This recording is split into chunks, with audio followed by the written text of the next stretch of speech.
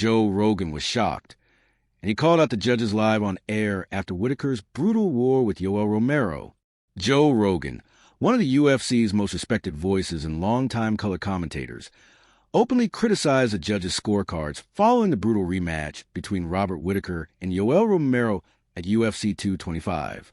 While Whittaker was declared the winner by split decision, Rogan and many fans and analysts were stunned that neither the third nor the fifth round was scored 10-8 in Romero's favor.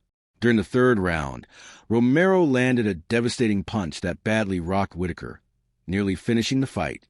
The damage was so severe that it seemed to meet all criteria for a 10-8 round under the unified rules of MMA: dominance, duration, and significant impact. Again in the fifth round, Romero dropped Whittaker and unleashed relentless pressure in an attempt to secure a finish. Despite this, all three judges scored both of those rounds 10-9. Rogan voiced his confusion live on the broadcast, saying, "It doesn't make any sense. That doesn't make any sense. I don't understand that. Romero for sure should have had at least one 10-8. No one gave him a 10-8. He emphasized that while Whittaker possibly deserved the win based on total rounds won, the absence of a single 10-8 round for Romero significantly skewed the final outcome. Rogan's frustration reflected a broader issue in MMA judging, where inconsistent application of 10-8 criteria can change the outcome of extremely close fights.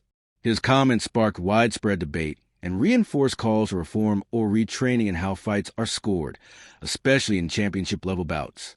After his hard-fought victory over Yoel Romero, Robert Whittaker gave an honest and humble assessment of how competitive and brutal the fight truly was. Speaking to Joe Rogan inside the octagon immediately after the decision was read, Whittaker admitted that he wasn't confident he had done enough to secure the win. He described the fight as one of sheer survival in the later rounds, especially after being dropped in both the fourth and fifth. "Well, mate, I was in two minds, I'll tell you that much. He hits like a truck. I know he looks weak, but man, he packs some power," Whittaker said candidly.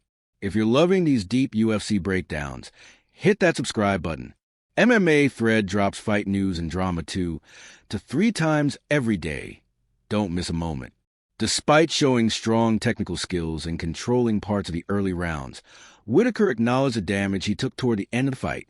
He gave credit to Romero for his toughness and punching power, and didn't shy away from admitting how close the fight really was. When Rogan asked whether he believed the fight could have gone either way, Whittaker agreed, saying, "It could have gone either way. I hit him a lot. I thought I controlled 3 of the 5 rounds, but he did drop me in the 4th and the 5th.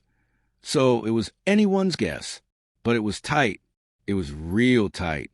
This level of honesty from a champion was well received by fans and added to the respect Whittaker commands in the MMA community. Rather than downplaying the challenge, he embraced the reality that he had been pushed to his limits and that the fight was as much about resilience as it was about skill. Although Robert Whittaker walked away with a split decision victory at UFC 225, the fight remains one of the most debated outcomes in recent UFC history. The controversy centers not just around the razor-thin margin, but also around how the scoring system failed to reflect the massive momentum swings, particularly in rounds where Yoel Romero nearly finished the fight.